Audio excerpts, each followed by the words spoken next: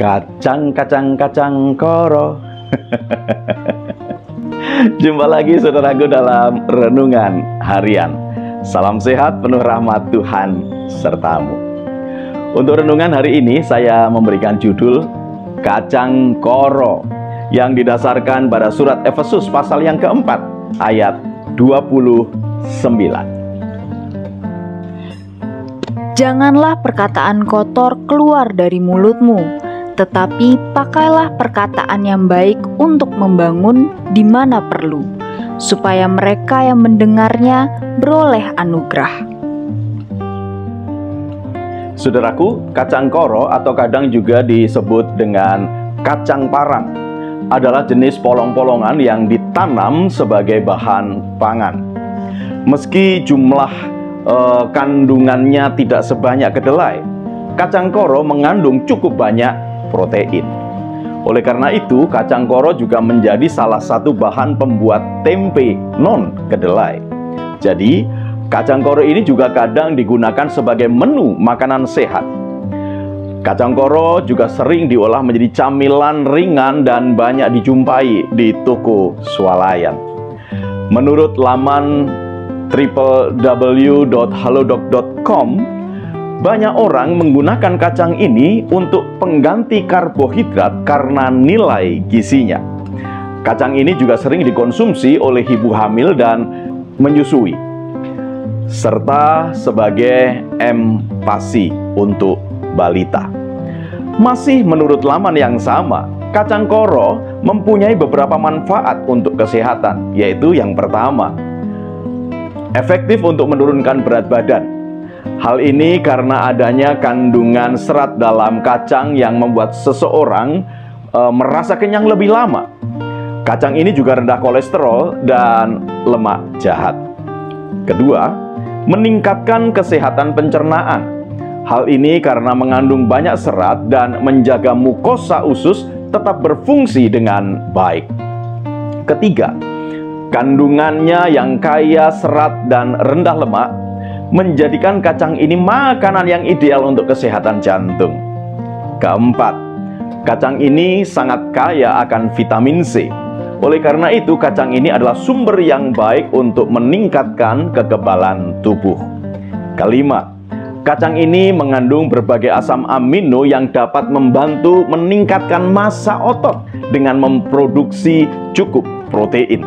Nah, di balik semua manfaatnya, nama kacang koro ini sering digunakan sebagai pengingat, khususnya oleh sebagian masyarakat Jawa. Kacang koro ini sering menjadi akronim, atau dalam bahasa Jawanya adalah kerotoboso, dari kakean cangkem golek perkoro, yang artinya banyak mulut mencari masalah. Saudaraku, akronim kacang koro ini mengingatkan kita agar dapat menggunakan mulut dan perkataan secara bijak. Bersikap hati-hati dalam bicara bukanlah hal yang mudah. Mengapa?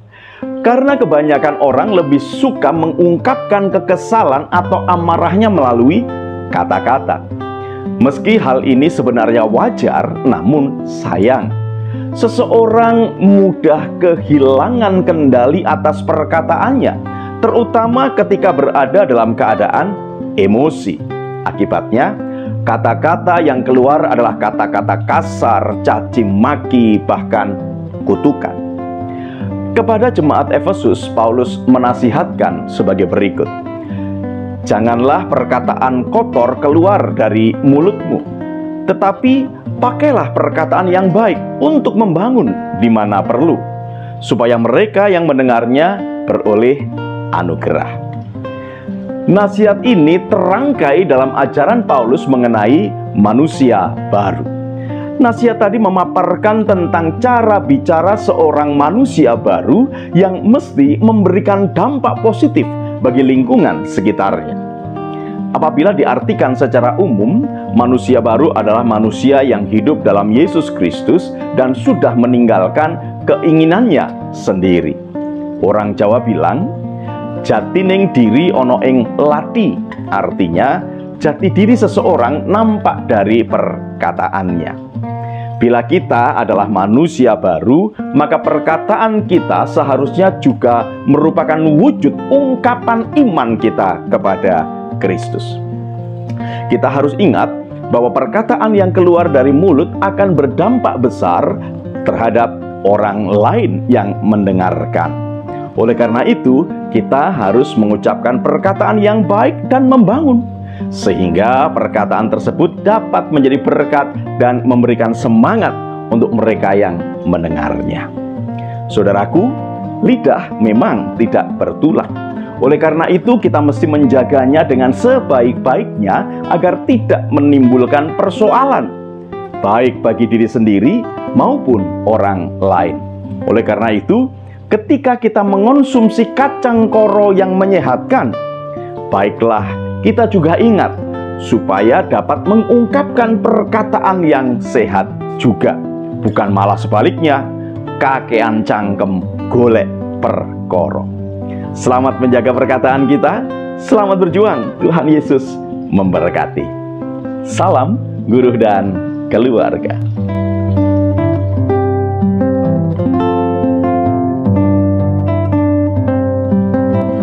Saudaraku, mari kita berdoa. Ya Tuhan, kami sadar bahwa seringkali kami tidak mampu mengekang perkataan kami, sehingga kami melukai Engkau dan juga melukai hati sesama kami. Kami rindu ya Tuhan, agar kami dapat menggunakan tutur kata kami untuk menjadi berkat bagi orang-orang lain di sekitar kami. Kiranya Roh Kudus menolong kami untuk dapat mewujudkannya. Terima kasih Tuhan Yesus. Amin.